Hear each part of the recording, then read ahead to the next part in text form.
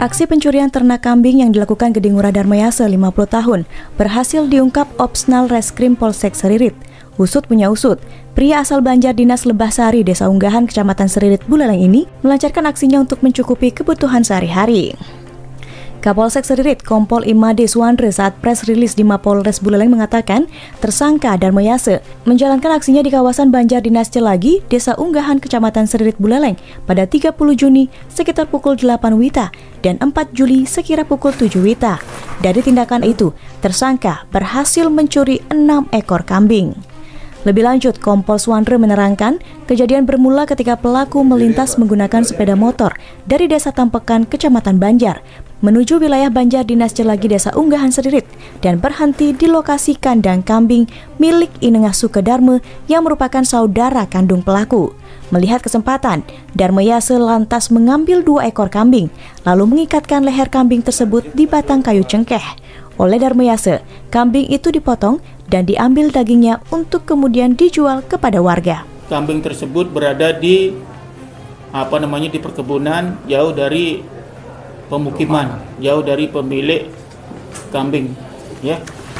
Di mana barang bukti yang kami amankan, ya, sementara barang bukti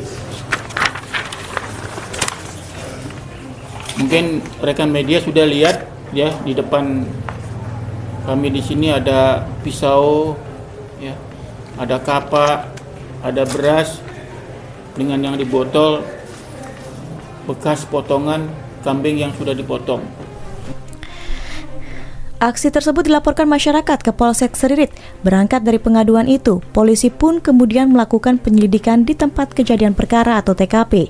Selain itu, pihak polisi bersama elemen masyarakat juga menempuh jalur niskale atau sembahyang di pura desa setempat sebagai upaya mempermudah proses penangkapan. Terduga pelaku berhasil diringkus tim Opsnal Reskrim Polsek Seririt di Desa Sidetape, Kecamatan Banjar, Kabupaten Buleleng pada Sabtu 15 Juli 2023 sekitar pukul 9 waktu Indonesia Tengah. Saat proses penangkapan, polisi sempat melakukan tindakan diskresi kepolisian atau menembak kaki pada bagian betis kanan, lantaran tersangka melakukan perlawanan dan berupaya melarikan diri.